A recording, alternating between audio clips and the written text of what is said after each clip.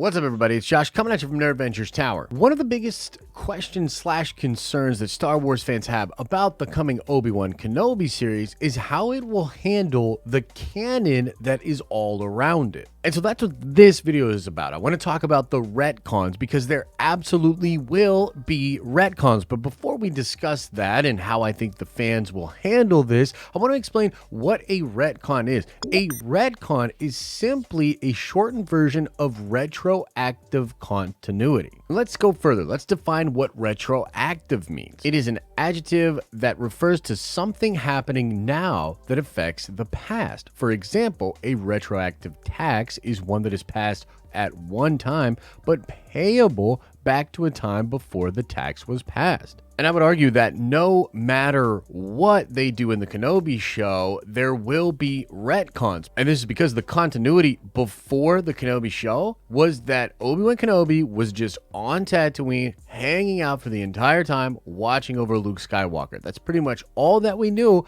about the continuity. I would argue that even the Twin Suns episode of Star Wars Rebels, which shows Maul come to that planet and be struck down by Kenobi on that planet, is also retroactive continuity, as that changes the perception that we had of the continuity in the past because of an event that is happening now. And we now know that Kenobi will be leaving the sands of Tatooine to go on some kind of a mission involving likely Princess Leia, and he's going to come into contact with Darth Vader and have not one but two duels with him. And so all of that in and of itself is a retcon. It is retroactive continuity. Now, your mileage may vary on how you feel about that. You may just not like it at face value and wish that Kenobi was just there on the sands of Tatooine, and perhaps you just imagine that the Kenobi show was 6 hours of him staring at Luke and hanging out in that crazy cave. But to me, doing the Kenobi show and having all the fun stuff that we think will be in the show is the best kind of retcon. It doesn't really affect the canon all that much,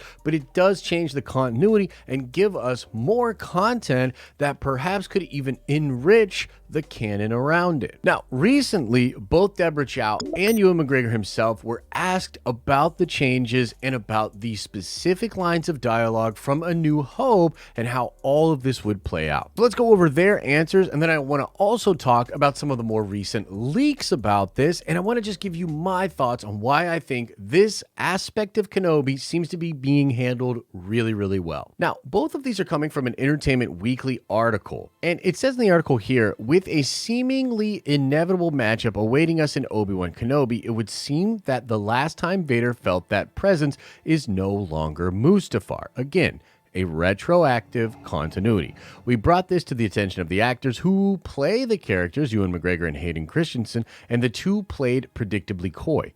Maybe, responded Christensen with a big smile taking over the face of a man who clearly knew something he was not supposed to say. Maybe, McGregor agreed before expanding on how the new series changes things in all directions. It's fun. It's very clever how all these threads are created. It's like working backwards and forwards at the same time for the writers and for Debrah. The article goes on to say that would be series director Debrah Chow. Just how mindful was Chow about not only filling in gaps in the Star Wars timeline, but thinking about the way those gap fillers would change the already established story? It was definitely something we were very mindful of, she said. And for me, also taking on George Lucas's legacy, it's an honor to take these characters and be able to tell a new story with them. So I wanted to be very respectful to what exists and not change anything that George intended originally or anything like that. Of course, when breaking new story, one can't help but impact what has already come or is to come. Obviously, there is room for interpretation here, Chow said, and telling the story that they did have these 20 years, and obviously something happened in 20 years, and that there are some things from our series where there's going to be a little bit more room for interpretation on.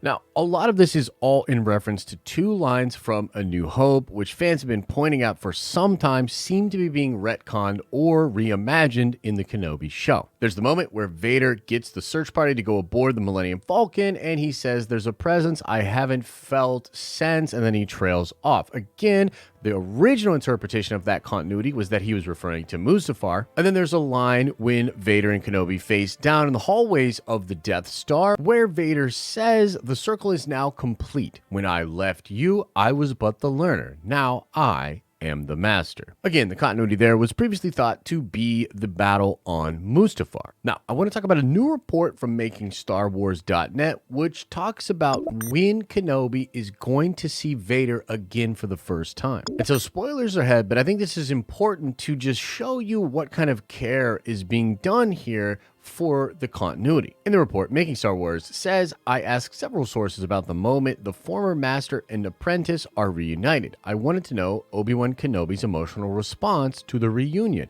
Was he fierce, angry, sad, stern, or something else? It really could have been played a few different ways at this point in the timeline." Most everyone paraphrased the moment as Obi-Wan feeling slightly appalled and muttering something like, "Oh my God, what have they done to you? I'm so sorry." He feels shocked and he feels sympathy for the sorry state of Anakin Skywalker. In the limited series, we're going to see Anakin or Darth Vader put together by droids, and it does not sound pleasant. A crew member said the idea was to not let it seem like Obi-Wan has it worse than the guy who chose the dark side, even though evil people often have it better than those that choose the light. Jason goes on to say, and of course Darth Vader believes the dark side is strong and Kenobi is weak, but as we will see, might does not make right. Anakin will not catch up to what Kenobi has learned in this series until Return of the Jedi, when his son fills him with hope for the first time since the Clone Wars. And I wanted to talk about this because it's just the latest in a line of different leaks and reports that make me feel as though Debrah, Hayden, Ewan, and everybody that's a part of this show are taking the utmost care to make all of this stuff feel like it should for that time period in the canon, and also recontextualize some of the lines that we have in A New Hope while trying to keep these retcons to a minimum. Now, as far as how we think these events are going to play out, it really does seem like Vader will get the upper hand in the first battle between Obi-Wan and himself. Obi-Wan will escape. He will be taken to a colony or some kind of refuge on Jabim. He will be healed. He might even interact with some other Force sensitives, where maybe he will then go back through his memories and discover a weakness of Anakin's. And although we don't know how the second fight is going to go down, a lot of indications are that Vader will actually lose to Obi-Wan. And I think it's important that, a lot of people are saying that obviously Vader is going to feel like Kenobi is weak and that the dark side is stronger. But there is a lesson that he is referring to in A New Hope. When last we met, I was but the learner. And I think that is going to tie into something that was said before, and this has to do with Anakin having a weakness that is exploited by Obi-Wan, who was his old master. And this is supposed to come from a flashback where we see Obi-Wan and Anakin training or having a sparring session during the Clone Wars. And I think this is going to have to do with Padme. I think it's going to have to do with triggering Anakin, making him lose control, and then Obi-Wan will use his own rage against him to create an opening. And I think that will be mirrored in the final battle between Kenobi and Vader in the show. And Vader's going to take an L from Kenobi. And Kenobi may even say something about him having much to learn still, kind of clowning on him and referencing the fact that he was his master before and is still his master in the sense of the Force knowledge. And so even though there are a lot of different questions about the Kenobi show, and we don't know that the show is going to absolutely nail it,